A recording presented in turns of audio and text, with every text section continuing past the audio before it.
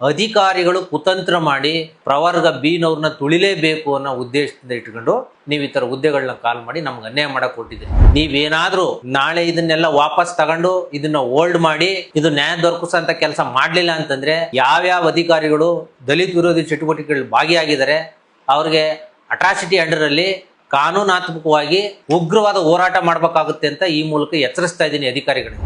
ವಾಯುವ್ಯ ಕರ್ನಾಟಕ ರಸ್ತೆ ಸಾರಿಗೆ ಸಂಸ್ಥೆಯಲ್ಲಿ ಗ್ರೂಪ್ ಬಿ ಹುದ್ದೆಗಳು ಕಾಲಾಗಿದ್ದಾವೆ. ಕಾಲಾಗಿ ನೋಟಿಫಿಕೇಶನ್ ಮಾಡಿ ಎಕ್ಸಾಮ್ ಆಗಿ ಫೈನಲ್ ಲಿಸ್ಟು ಬಿಟ್ಬಿಟ್ರು. ಗ್ರೂಪ್ ಬಿ ಹುದ್ದೆಗಳು 33 ಹುದ್ದೆಗಳನ್ನ ಕಾಲ್ ಮಾಡೋರೆ. ಅದರಲ್ಲಿ 9 ಹುದ್ದೆಗಳು ಶೆಡ್ಯೂಲ್ ಕ್ಯಾಸ್ಟ್ ಬರ್ತದೆ. ಎಲ್ಲ ಶೆಡ್ಯೂಲ್ ಕ್ಯಾಸ್ಟ್ ಬಂದಿರೋಂಥ ಹುದ್ದೆಗಳನ್ನ ಪ್ರವರ್ಗ ಎಗೆ ಸೀಮಿತಗೊಳಿಸ್ತಾರೆ. ಮುಖ್ಯಮಂತ್ರಿಗಳು ಮತ್ತು ಅವ್ರ ಸಚಿವ ಸಂಪುಟದ ಸಚಿವರುಗಳ ಮಾತುಗಳನ್ನ ತಿರಸ್ಕಾರ ಮಾಡಿ ಅವ್ರನ್ನ ಲೆಕ್ಕಕ್ಕೆ ತಗೊಳ್ದಂಗೆ ಇಟ್ಕೊಂಡು ಈ ಥರ ಅಧಿಕಾರನ ನಡೆಸ್ತಾ ಇದ್ದೀರಲ್ಲ, ಇದು ಎಷ್ಟರ ಮಟ್ಟಿಗೆ ಸರಿ? For example assistant administrative officer, assistant labour and welfare officer, ಇದರಲ್ಲಿ ಒಂದೊಂದೇ ಹುದ್ದೆಗಳು ಕಾಲಾಗಿರ್ತಕ್ಕಂಥದ್ದು. ಒಂದು ಜನರಲ್ಲು ಒಂದು ಎಸ್ ಸಿ, ಒಂದು ಜನರಲ್ಲು ಒಂದು ಎಸ್ ಸಿ, ಈ ಥರ ಬಂದೈತೆ. ಎಲ್ಲ ಎಸ್ ಸಿ ಪೋಸ್ಟ್ಗಳನ್ನು ಪ್ರವರ್ಗ ಹೇಗೆ ಕೊಟ್ಟಿದೆ. ಇದರಲ್ಲಿ ಒಂದು ಹುಡುಗ ಪ್ರವರ್ಗ ಬಿಗೆ ಸಂಬಂಧಪಟ್ಟವರು ಥ್ರೂಔಟ್ ಸ್ಟೇಟು 2nd ರ್ಯಾಂಕ್ ಬಂದಿದ್ದಾನೆ. ನೀವು ಮಾಡಿರೋಂಥ ಅಲ್ಕ ಕೆಲಸಕ್ಕೆ ಪಾಪ ಆ ಹುಡುಗನಿಗೆ ಇವತ್ತು ಅವಕಾಶನೇ ಇಲ್ಲದೆ ಇದ್ದಂಗೆ ಆಗೈತಲ್ರಿ. ಯಾವ ಬೇಸ್ ಮೇಲೆ ನೀವು ಪ್ರವರ್ಗ ಹೇಗೆ ನೀವು ಎಲ್ಲ ವರ್ಗ ಹುದ್ದೆಗಳನ್ನ ಸೀಮಿತಗೊಳಿಸ್ತಾ ಇದ್ದೀರಿ? ಹುನ್ನಾರ ನಡೀತಾ ಇರ್ತಕ್ಕಂಥದ್ದೇ ಈ DPR ಮತ್ತೆ ಉನ್ನತ ಇಲಾಖೆಗಳಲ್ಲಿ ಕೆಲಸ ಮಾಡೋಂಥ ಅಧಿಕಾರಿಗಳದು ಅಂತ ನಮಗನ್ನಿಸ್ತಾ ಇದೆ. ಒಳ ಮೀಸಲಾತಿ ವಿಚಾರ ಕುರಿತು ಈ ಕರ್ನಾಟಕ ಸರ್ಕಾರದ ಅಡಿಯಲ್ಲಿ ಉನ್ನತ ಇಲಾಖೆಗಳಲ್ಲಿ ಕೆಲಸ ಮಾಡ್ತಾ ಇರ್ತಕ್ಕಂಥ ಅಧಿಕಾರಿಗಳಿಗೆ ಯಾಕೆ ಪ್ರವರ್ಗ ಬಿ ಮೇಲೆ ಇಷ್ಟು ದ್ವೇಷ ಬಂದೈತೆ? ಉದ್ದೇಶಪೂರ್ವಕವಾಗಿ ಯಾಕೆ ಈ ಒಂದು ಸಮುದಾಯನ ತುಳಿಬೇಕು ಅಂತ ಪ್ರಯತ್ನ ಮಾಡ್ತಾ ಇದ್ದಾರೆ ಅಂತ ಗೊತ್ತಾಗ್ತಾ ಇಲ್ಲ ನಮಗೆ.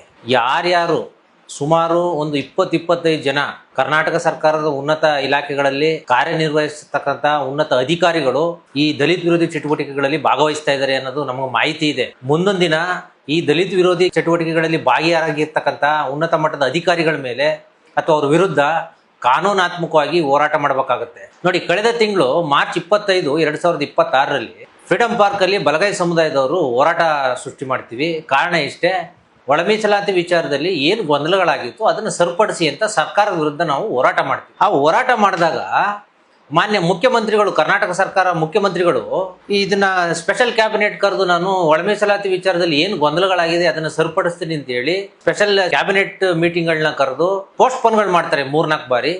ಈಗ 24 ಏಪ್ರಿಲ್ 2026ಕ್ಕೆ ನಾವು ಫೈನಲ್ ಮಾಡ್ತೀವಿ ಅಂತ ಹೇಳಿದ್ದಾರೆ. ಇನ್ನೂ ಫೈನಲ್ಲೇ ಆಗಿಲ್ಲ.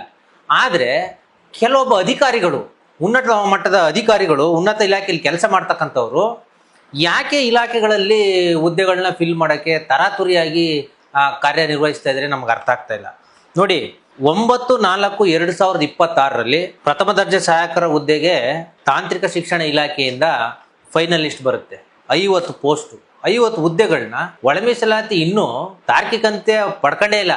ಆದ್ರೂ ಅದ್ರ ನಡುವೆ ನಾವು ಹೋರಾಟ ಮಾಡಿ ಸರ್ಕಾರದ ಗಮನ ಸೆಳೆದು ಸರ್ಕಾರದ ಮುಖ್ಯಮಂತ್ರಿಗಳು ಇನ್ನೂ ತೀರ್ಮಾನ ಆಗಿಲ್ಲ, ಆದ್ಮೇಲೆ ಇದನ್ನೆಲ್ಲ ಮುಂದುವರಿಸಿ ಅಂತ ಹೇಳಿದ್ರು 50 ಹುದ್ದೆಗಳನ್ನ ನೀವು ಇಂಟರ್ವ್ಯೂ ಕರೀತಿರಲ್ಲ. ಕಾರಣ ಏನಪ್ಪ? ಈ ಅಧಿಕಾರಿಗಳು ದಲಿತ, ಅದರಲ್ಲೂ ಪರ್ಟಿಕ್ಯುಲರ್ ಆಗಿ ಬಲಗೈ ಸಮುದಾಯನ ಟಾರ್ಗೆಟ್ ಮಾಡಿ ಇವ್ರನ್ನ ತುಳಿಬೇಕು ಅನ್ನೋ ಉದ್ದೇಶದಿಂದ ಈ ಥರದ್ದು ಕಾರ್ಯಕ್ರಮಗಳನ್ನ ಮಾಡ್ತಾ ಇದ್ದೀರಿ ಅಂತ ನಮ್ಗೆ ಭಾಸವಾಗ್ತಾ ಇದೆ. ಮತ್ತು ಅದೇ ರೀತಿ 15/4/2026ರಲ್ಲಿ ಮಾರುಕಟ್ಟೆ ಮೇಲ್ವಿಚಾರಣೆ ಹುದ್ದೆಗಳಿಗೆ ಸಂಬಂಧಪಟ್ಟಂಗೆ ನೀವು ಮತ್ತೆ ಸ್ಪೀಡ್ ಪೋಸ್ಟ್ಗಳ ಮುಖಾಂತರ ಇಂಟರ್ವ್ಯೂ ಲೆಟರ್ಸ್ಗಳನ್ನ ಮನೆ ಕಳಿಸ್ತಾ ಇದ್ರಲ್ಲ, ಇದು ಹುನ್ನಾರ ಆದರೂ ಏನು? ಮಾನ್ಯ ಮುಖ್ಯಮಂತ್ರಿಗಳು ಮತ್ತು ಸಚಿವ ಸಂಪುಟದ ಸಚಿವರುಗಳು ನಾವು ತೀರ್ಮಾನನೇ ಮಾಡಿಲ್ಲ ಇನ್ನೂ ಅಂತ ಹೇಳ್ತಾರೆ. ಆದರೆ ನೀವು ಒಳಗಡೆನೇ ಈ ಥರ ದಲಿತ ವಿರೋಧಿ ಚಟುವಟಿಕೆಗಳಲ್ಲಿ ಭಾಗವಹಿಸಿ ಈ ಥರ ಹುದ್ದೆಗಳನ್ನ ಫಿಲ್ ಮಾಡಬೇಕು ಅಂತ ಹೋಗ್ತಾ ಇದ್ರಲ್ಲ, ಇದು ಎಷ್ಟು ಮಟ್ಟಿಗೆ ಸರಿ? ಮತ್ತು ನಿಮಗೆ ಯಾರೇ ಅಧಿಕಾರ ಕೊಟ್ಟವರು ಈ ಥರದ್ದೆಲ್ಲ ಮಾಡೋದಕ್ಕೆ? ಸರ್ಕಾರದ ತೀರ್ಮಾನ ಇಲ್ದಂಗೆ ನೀವೆಲ್ಲ ಹುದ್ದೆಗಳನ್ನು ಕರೀತಾ ಇದ್ರಲ್ಲ, ಯಾರು ನಿಮ್ಗೆ ಡೈರೆಕ್ಷನ್ಸ್ ಕೊಟ್ಟಿರೋರು? ಅಟ್ಲೀಸ್ಟ್ ಆಚೆನಾದರೂ ಬಂದು ಹೇಳಿ. ಹಾಗಾದ್ರೆ ನೀವು ಇನ್ನೊಂದು ಮುಖ್ಯವಾಗಿ ಆಘಾತಕಾರಿಯಾದಂಥ ವಿಷಯ ಇನ್ನೊಂದು ಏನಪ್ಪ ಅಂತಂದರೆ, ವಾಯುವ್ಯ ಕರ್ನಾಟಕ ರಸ್ತೆ ಸಾರಿಗೆ ಸಂಸ್ಥೆಯಲ್ಲಿ ಗ್ರೂಪ್ ಬಿ ಹುದ್ದೆಗಳು ಕಾಲಾಗಿದ್ದಾವೆ. ಕಾಲಾಗಿ ನೋಟಿಫಿಕೇಶನ್ ಮಾಡಿ ಎಕ್ಸಾಮ್ ಆಗಿ ಫೈನಲ್ ಲಿಸ್ಟು ಬಿಟ್ಬಿಟ್ರು. ಇದು ಯಾವಾಗ ಬಿಟ್ಟಿರೋದು? 21/4/2026. ನೋಡಿ, ಇವತ್ತು 23, 21 ಅಂದರು ಮೊನ್ನೆ. ಸಿದ್ದರಾಮಯ್ಯ ಅವರು 3-4 ಬಾರಿ ಕ್ಯಾಬಿನೆಟ್ ಮೀಟಿಂಗ್ನ ಪೋಸ್ಟ್ಪೋನ್ ಮಾಡ್ತಾರೆ ಒಳ ಮೀಸಲಾತಿ ವಿಚಾರದಲ್ಲಿ. ಇನ್ನೂ ಡಿಸಿಷನ್ನೇ ಆಗಿಲ್ಲ. 15% ಕೊಡಬೇಕು, 17% ಕೊಡಬೇಕು, ಅಥವಾ ವರ್ಗೀಕರಣ ಯಾವ ಥರ ಮಾಡಬೇಕು, ಈಗೊಂದು ಟೆಕ್ನಿಕಲ್ ಟೀಮ್ ಮಾಡಿದ್ದಾರೆ, ಇನ್ನೂ ಅದು ವರದಿ ಕೊಟ್ಟಿಲ್ಲ. ಇದು ಯಾವುದೂ ಆಗ್ದಂಗೆ ಇಲಾಖೆಗಳಲ್ಲಿ ಅಧಿಕಾರಿಗಳು ಪ್ರವರ್ಗ ABC ಅಂತ ಮಾಡ್ಕೊಂಡು ನೋಡಿ, ಈ ವಾಯುವ್ಯ ಕರ್ನಾಟಕ ರಸ್ತೆ ಸಾರಿಗೆ ಸಂಸ್ಥೆಯಲ್ಲಿ ಗ್ರೂಪ್ P ಹುದ್ದೆಗಳು 33 ಹುದ್ದೆಗಳನ್ನ ಕಾಲ್ ಮಾಡೋರೆ. ಅದರಲ್ಲಿ 9 ಹುದ್ದೆಗಳು ಶೆಡ್ಯೂಲ್ ಕ್ಯಾಸ್ಟ್ ಬರ್ತದೆ. ಆದರೆ ಇವ್ರು ಮಾಡಿರತಕ್ಕಂಥ ಕೆಲಸ ಏನು ಅಂತಂದ್ರೆ, ಎಲ್ಲ ಶೆಡ್ಯೂಲ್ ಕ್ಯಾಸ್ಟ್ ಬಂದಿರೋಂಥ ಹುದ್ದೆಗಳನ್ನ ಪ್ರವರ್ಗ Aಗೆ ಸೀಮಿತಗೊಳಿಸೋದು. ನಾವು ಇದೇ ಸಮಸ್ಯೆ ಆಗೈತೆ ಅಂತ ಹೋರಾಟ ಸೃಷ್ಟಿ ಮಾಡಿ 5 ಲಕ್ಷ ಜನ ಸೇರಿ ನಾವು ಫ್ರೀಡಮ್ ಪಾರ್ಕಲ್ಲಿ ಇದನ್ನು ಅಪೋಸ್ ಮಾಡಿದ್ದೀವಿ.